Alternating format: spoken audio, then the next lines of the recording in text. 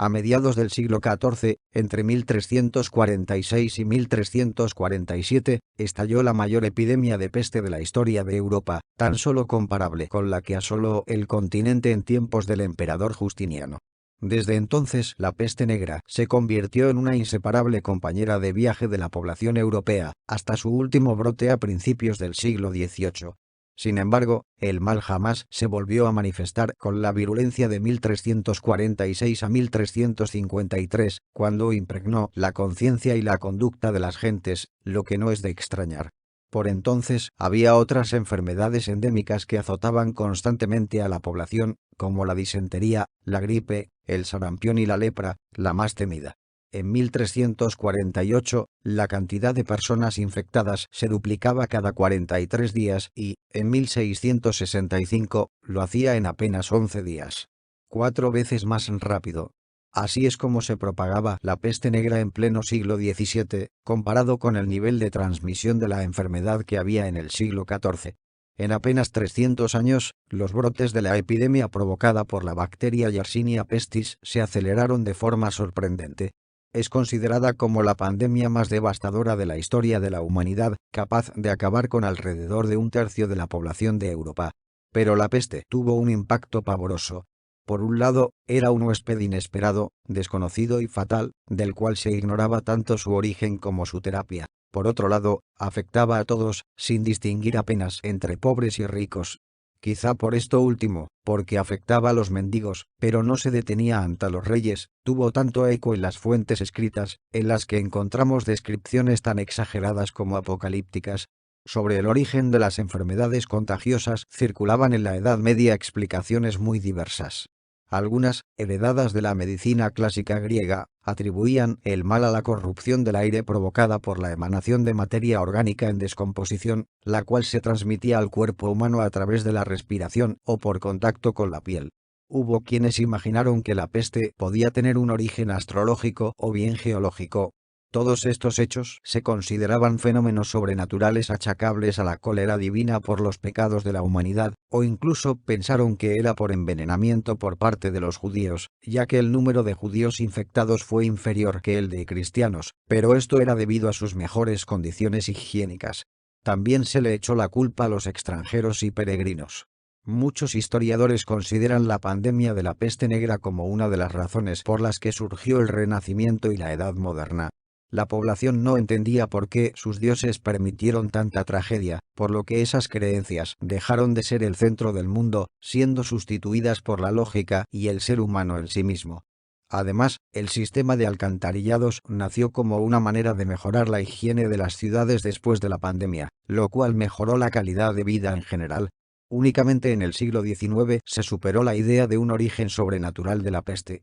El temor a un posible contagio a escala planetaria de la epidemia, que entonces se había extendido por amplias regiones de Asia, dio un fuerte impulso a la investigación científica, y fue así como descubrieron que el origen de la peste era la bacteria Yersinia pestis, que afectaba a las ratas negras y a otros roedores y se transmitía a través de los parásitos que vivían en esos animales, en especial las pulgas, las cuales inoculaban el bacilo a los humanos con su picadura. La peste era, pues, una zoonosis, una enfermedad que pasa de los animales a los seres humanos.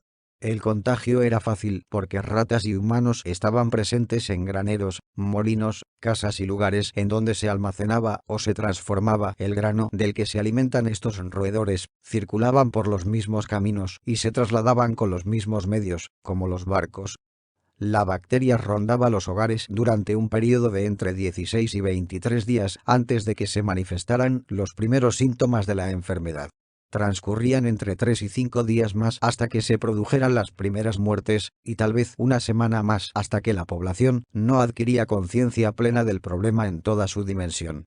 La enfermedad se manifestaba en las ingles, axilas o cuello, con la inflamación de alguno de los nódulos del sistema linfático acompañada de supuraciones y fiebres altas que provocaban en los enfermos escalofríos y delirio. El ganglio linfático inflamado recibía el nombre de bubón, de donde proviene el término peste bubónica. La forma de la enfermedad más corriente era la peste bubónica primaria, pero había otras variantes. La peste septicémica, en la cual el contagio pasaba a la sangre, lo que se manifestaba en forma de visibles manchas oscuras en la piel, de ahí el nombre de muerte negra que recibió la epidemia, y la peste neumónica, que afectaba el aparato respiratorio y provocaba una tos expectorante que podía dar lugar al contagio a través del aire.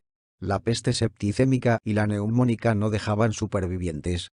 La peste negra de mediados del siglo XIV se extendió rápidamente por las regiones de la cuenca mediterránea y el resto de Europa en pocos años.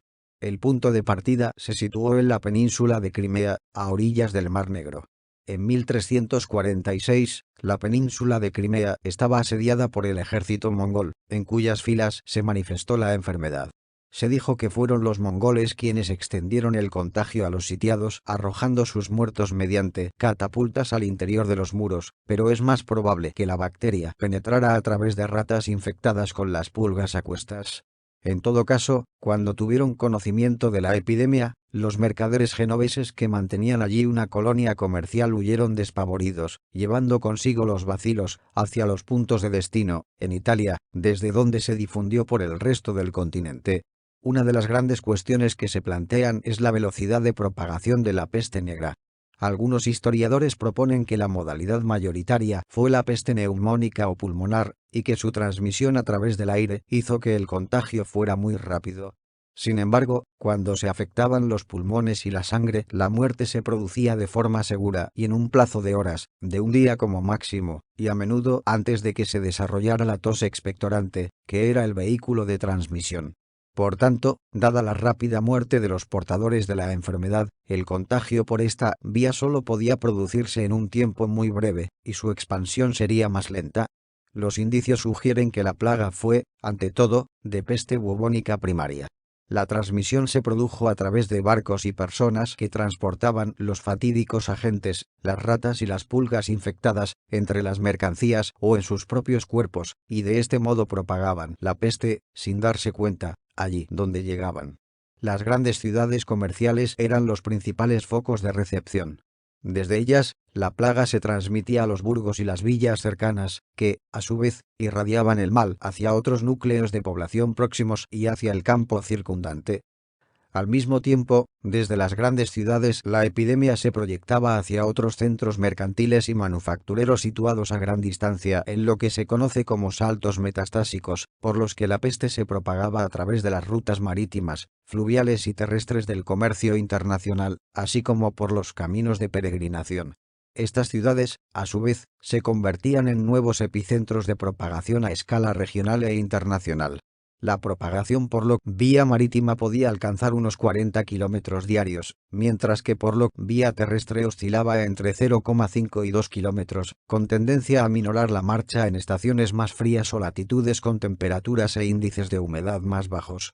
Ello explica que muy pocas regiones se libraran de la plaga, tal vez solo Islandia y Finlandia. A pesar de que muchos contemporáneos huían al campo cuando se detectaba la peste en las ciudades, lo mejor, se decía, era huir pronto y volver tarde. En cierto modo, las ciudades eran más seguras, dado que el contagio era más lento, porque las pulgas tenían más víctimas a las que atacar. En efecto, se ha constatado que la progresión de las enfermedades infecciosas es más lenta cuanto mayor es la densidad de población, y que la fuga contribuía a propagar el mal sin apenas dejar zonas a salvo. Y el campo no escapó de las garras de la epidemia. En cuanto al número de muertes causadas por la peste negra, los estudios recientes arrojan cifras espeluznantes. El índice de mortalidad pudo alcanzar el 60% en el conjunto de Europa, ya como consecuencia directa de la infección, ya por los efectos indirectos de la desorganización social provocada por la enfermedad, desde las muertes por hambre hasta el fallecimiento de niños y ancianos por abandono o falta de cuidados. La península ibérica, por ejemplo, pudo haber pasado de 6 millones de habitantes a 2 o bien 2,5, con lo que habría aparecido entre el 60 y el 65% de la población. Se ha calculado que esta fue la mortalidad en Navarra, mientras que en Cataluña se situó entre el 50 y el 70%. Más allá de los Pirineos, los datos abundan en la idea de una catástrofe demográfica. En Perpiñán fallecieron del 58 al 68% de notarios y jurisperitos. Tasas parecidas afectaron al clero de Inglaterra. La Toscana, una región italiana caracterizada por su dinamismo económico, perdió entre el 50 y el 60% de la población. Siena y San Gimignano, alrededor del 60%, Prato y Bolonia algo menos, sobre el 45%, y Florencia vio como de sus 92.000 habitantes quedaban poco más de 37.000. En términos absolutos, los 80 millones de europeos quedaron reducidos a tan solo 30 entre 1347 y 1353. El temor a una epidemia planetaria dio un fuerte impulso a la investigación científica. Los brotes posteriores de la epidemia cortaron de raíz la recuperación demográfica de Europa, que no se consolidó hasta casi una centuria más tarde, a mediados del siglo XV. Para entonces eran perceptibles los efectos indirectos de aquella catástrofe. Entre las consecuencias políticas que hubo, destacó el debilitamiento del feudalismo, el sistema de gobierno más extendido en aquel entonces. Los señores feudales no podían cobrar las rentas a los vasallos, debido a la situación, por lo que fueron perdiendo poder. Asimismo, la antigua monarquía cada vez fue retomando más fuerza. Durante los decenios que siguieron a la gran epidemia de 1347 a 1353 se produjo un notorio incremento de los salarios, a causa de la escasez de trabajadores. Hubo, también, una fuerte emigración del campo a las ciudades, que recuperaron su dinamismo. En el campo, un parte de los campesinos pobres pudieron acceder a tierras abandonadas, por lo que creció el número de campesinos con propiedades medianas, lo que dio un nuevo impulso a la economía rural. Así, algunos autores sostienen que la mortandad provocada por la peste pudo haber acelerado el arranque del Renacimiento y el inicio de la modernización de Europa. En la Europa del siglo XVII, los médicos que atendían a las víctimas de peste vestían con un traje que desde entonces tiene matices siniestros.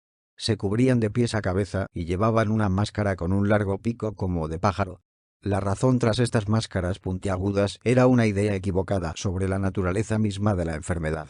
Estos médicos practicaban su medicina a ricos y pobres por igual. Estos médicos prescribían brebajes y antídotos que se creían protectores contra la peste, escuchaban últimas voluntades y hacían autopsias, algunos aún mientras vestían las máscaras. La máscara era con nariz de medio pie de largo con forma de pico, llena de perfume con solo 2 hoyos, uno a cada lado cerca de las fosas nasales, pero es suficiente para respirar y transportar, con el aire que uno respira, el aroma de las hierbas retacadas a lo largo del pico. Aunque los médicos de la peste negra vistieron estos atuendos por toda Europa, la figura fue tan icónica en Italia que médicos de la peste negra se convirtieron en marcas de la comedia del arte y los carnavales, y aún hoy es un disfraz popular. En épocas anteriores a la teoría microbiana de la enfermedad, los médicos creían que la peste se diseminaba por medio de aire envenenado que podía crear un desequilibrio en los humores o fluidos corporales de las personas. Se creía que los perfumes acres y dulces eran capaces de fumigar las zonas azotadas por la peste y proteger a quienes los respiraban. Los ramilletes, el incienso y otros perfumes eran comunes en esa época. Los médicos de la peste llenaban sus máscaras con tríaca, un compuesto con más de 55 hierbas y otros componentes como polvo de carne de víbora, canela, mirra y miel. De hecho, la peste es causada por la Yersinia pestis bacteria que puede transmitirse de animales a humanos y a través de la picadura de las pulgas, el contacto con fluidos o tejidos contaminados e inhalación de gotículas de los estornudos o tos de personas con peste neumónica. La medicina no consiguió hacer nada y muchos médicos fueron infectados al atender a sus pacientes. Se tomó como una medida aislar a los pacientes infectados durante un periodo de 40 días, de donde proviene el término de cuarentena, y hasta entonces, cuando consideraban que ya no era peligroso, no entraban en contacto con él. Lo mismo hicieron con aquellos barcos donde había algún tripulante enfermo, les dejaban 40 días en alta mar y si había algún superviviente le dejaban volver,